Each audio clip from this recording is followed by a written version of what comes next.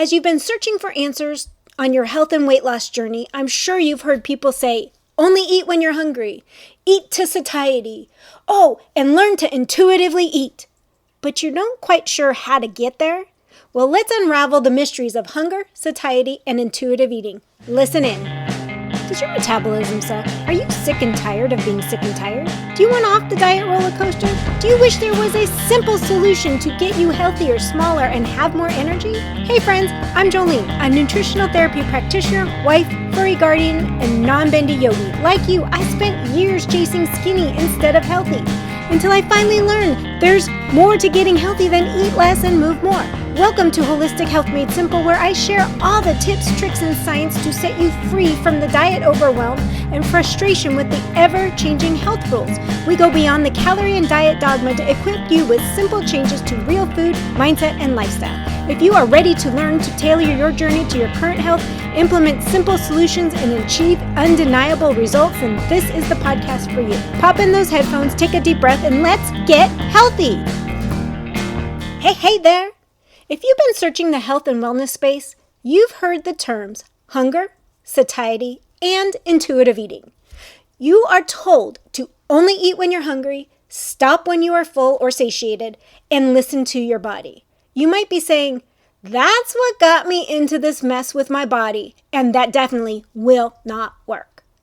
What do all these terms mean, and how can we work towards mastering them? Today, I'm either going to clarify or get you even more confused on what hunger, satiety, and intuitive eating are and how they all work together. Let me start by defining the terms. According to the Merriam-Webster dictionary, hunger is defined as a craving or an urgent need for food or a specific nutrient. It's also defined as an uneasy sensation occasioned by the lack of food or a weakened condition brought about by prolonged lack of food. I think we all have experienced hunger, so we can kind of understand these definitions. Now, according to Science Direct, satiety is defined as a state of non-eating, characterized by the absence of hunger which follows at the end of a meal and arises from the consequences of food ingestion. And I picked this definition because the other one all just said satiety is the form of being satiated. So we needed something a little more explicit of what satiety is. It's basically being full after you eat. Not necessarily overstuffed, but being full and being able to make it to the next meal. As for intuitive eating, you're not going to be real surprised when I say that I could not find an official definition. So I thought I'd start by defining intuitive because we all know what eating is. At least you should know. According to Merriam-Webster, all the definitions I found referred back to intuition. That's not super helpful, but they did say it could be possessing or given to intuition or insight. So maybe we can define it as insightful eating? I'm not sure, but intuitive eating as a concept is basically listening to your body's signals and eating when hungry and stopping when full or satiated. Sometimes when we define things, it makes them clearer, and other times not. Intuitive eating is one of those times. Hunger is also one of those things that is not as clear-cut as the definition. You see, if our hunger hormones are not signaling properly, we might always feel hungry, or we may never feel hungry. Then there's the body signaling hunger because it wants nourishment, not necessarily calories. Like we just ate, but we didn't eat nourishing food, so our body still wants some vitamins, minerals, and other things. So it's saying you're still hungry even though you ate enough. Or we had a blood sugar drop and now feel hungry again when we just recently ate. So learning what those signals are and what they're stemming from is very helpful. And then we have hunger that's caused by stress, boredom, or tiredness. Oh boy, this hunger thing is not as simple as people think it is, or how it's defined. Well, then we can look at satiety. Some people never get the I'm full feeling. Did you know that? Can you believe it? Never feeling full? So if you never have that feeling because it's not signaling properly, you don't know when to stop eating. That could be really scary. Or some people eat so fast that the body hasn't signaled yet because it's not caught up. So the brain hasn't gotten the signal that it's full, and you keep eating and then you overeat just because you ate a little too fast or a lot too fast, depending on the person. If we can't trust our hunger or our satiety signaling, how are we ever going to trust our body to be able to eat intuitively? Because the whole eat intuitively is based on hearing and knowing exactly when you're hungry and when you're full. The end goal should be not to ever have to track or count anything, but eat a healthy, nutritious diet and let our bodies give us those cues. So we know when to stop and we know when to eat. And we can listen to the cravings because it generally starts craving for nutritious foods. Like we'll crave protein, or we might crave certain vegetables or fruit.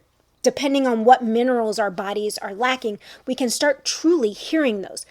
But what do we do until we can get our bodies sorted out and getting those signals right? I mean, don't we all just want to intuitively eat?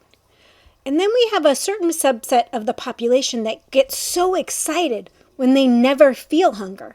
That's just as bad as never feeling full or always feeling hungry. We've got to get this signaling working right. And it's not as easy to do as people think, because many of you come to me or listening here because you want to get healthy, you want to lose weight. It's that weight loss thing that's gotten us into trouble. Different ways we've tried to lose weight has disrupted a lot of these signals. Not eating a nutritious diet, a nutrient-dense diet, has gotten us into trouble. So how exactly do we undo this damage? And some of you aren't going to like what I have to say, but there's times for hard truths. The first thing is, if you don't feel hungry in the morning, or you rarely feel hungry and you think it's awesome, but you're not losing weight and you don't feel good and you don't have any energy, and you binge at night because you didn't feel hungry all day, and the minute you sat down to dinner with your family, it set off the hunger cues, and then all of a sudden, you can't get enough food inside you. The first thing you're going to want to do is take a step back and eat something within the first 2 hours of waking. I know. You shouldn't eat when you're not hungry. But if your hunger cues aren't working, sometimes we just have to eat until they start signaling. You see, people who eat 1 meal a day or fast a lot can deplete the hunger hormone, which is leptin. There's something known as leptin resistance. One of the easiest ways to fix it is to start eating 3 meals a day, whether you're hungry or not. That does require probably tracking either macros or calories, probably macros, because you know me, I want you to make sure you're eating enough protein. But by doing this, your body will get that nutrition, the hormones will start balancing out, and your hunger signals will start working again. And that's what we want.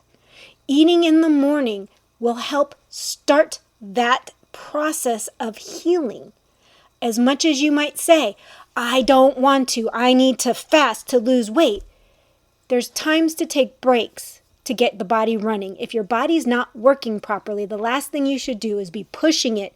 There's a time to push it, but there's also times that we need to let it heal. Now, I'm not saying that fasting's bad, because I strongly believe in the power of fasting, but you should get hungry when you fast. If you don't, that means your hunger signal's off, and it's time to get it working properly. Leptin resistance can cause all sorts of issues, so we want to make sure that we get the leptin signaling when we're truly hungry. Not boredom, not stress, not tiredness, when our body physically needs fuel. So my long rant on eating when you first get up is your first step on getting these signals running properly. Eat within the first 2 hours of getting up. Make sure you don't have coffee until you eat. Do it together. Let's get that hunger signaling working properly. Now, as it comes for the fullness signal, we want to eat very slowly, very mindfulness. Mindfulness eating is not just for digestion. It also will help our body signal properly. So put your fork down between each bite. Chew it thoroughly. Go slow. Sip water, but don't over drink it because that can give you a false sense of fullness, which might trigger hunger down the road. So you want to eat a satisfying meal. So when you're planning out and you're going to eat breakfast, lunch, and dinner, like you're going to eat those 3 meals, you basically want to track during this time period to make sure you're getting in enough protein and enough overall nutrients. So spread it out onto 3 equal meals. So each meal should get you to the next. If you get hungry in between, it's okay to have a snack, but you want to start getting to the point where you're avoiding snacking. I'm really not anti-snacking, but I think if you're trying to get truly healed, you don't want the grazing, which can also throw off signals because sometimes when we snack, it's because we're bored.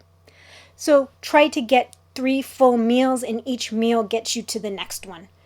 Start there. Tracking is going to be key at first while you're healing and getting to the point. Once you can truly hear your hunger signals, acknowledge them, and know that you are truly hungry. And when you're eating, you know when you're truly full, that's when the tracking truly can stop. Unless you're in a phase of cutting, which is also considered dieting. If you're trying to lose a little weight and you want to cut back some, that's when tracking is very beneficial. But if it's just maintaining your current weight, you should be able to listen to your body and maintain the weight you're at. If you can't, you need to evaluate why. Is it the foods you're eating? Are your hormones dysregulated? Because it could be more than just your hunger and your satiety hormones. It could be other things going on inside you. So that's when you take it to the next level. But to get to true intuitive eating, you need to be able to truly hear your body when it says it's hungry, feed it nutritious foods, and be able to hear when it is full or satiated. If you struggle ever truly feeling full, look at the composition of your meals. Are you prioritizing your protein? Protein can be incredibly satiating. If you're eating too many simple carbohydrates, that can lead to quick hunger. So we want to make sure that we have a nice balance. As I've said in some of my previous episodes, I'd love you to get to 1 gram per pound of ideal body weight of protein and match that with carbohydrates. You can be off a little bit, 10% up and down, but if you're at 120 grams of protein, your carbohydrates are at about 120 grams, and then you fill the rest in with healthy fats. Now, you can go 100 to 150 on both. It doesn't matter. If you are low carb, obviously you're going to dial back the carbohydrates. And when I say low carb, I mean more like a ketogenic low carb, because at a 1-to-1 ratio protein to carbohydrates, you are low carb compared to the standard American diet. So protein is going to be one of those most satiating things with complex carbohydrates that have fiber. You will be surprised when you start switching your meals to a animal-sourced protein with fiber-filled vegetables. You will stay fuller longer. So try that trick if you're having trouble staying full or getting full. If you're always hungry, that could be one way, is just switching the composition of your meals to make sure that you are staying full. A lot of people say fat keeps you full, but they're finding more and more the satiety factor is protein and fiber, then fats. The combination of all of those will keep you full from one meal to the next because it has a nice arrangement or composition of different fuels for your body to use and building blocks for all those healthy cells. To wrap it up, you're going to want to start tracking your intake so that you're getting enough protein, you're getting in your complex carbohydrates and filling the rest with fat, but you're eating 3 equal meals a day so that you can start triggering your hunger and satiety signals to get to the point of not having to track and trusting your body to tell you when you're hungry and not, because you're getting in all the nutrients it wants. It does always boil down to getting in the building blocks and nutrients that your body needs to thrive, and then therefore you'll thrive. And trust me, when you get to this intuitive eating phase, your body will maintain a healthy weight. Who wants to track food their whole life? Oh, and by the way, if you are not on my newsletter, you want to head on over to the website and join it because I've got some exciting things coming up for you at the end of the year. Besides getting notified with extra tips that aren't in the podcast, you'll also get a whole bunch of freebie notifications as well as a little something I'm planning for Black Friday. So make sure you hop on over to holistichealthmadesimple.com and join up on the newsletter. The ultimate goal of all of my sharing is to get you to be able to just live life and eat food. Know what serves your body, gets you to your goals, and eventually you just eat intuitively. I don't want to track the whole rest of my life, and I know you don't either. So let's let our body heal and do some hard things now to do easy things later. And on that note, friends, I will see you next time. Bye. Thanks for listening in today. I hope you got some nuggets to take on your health journey.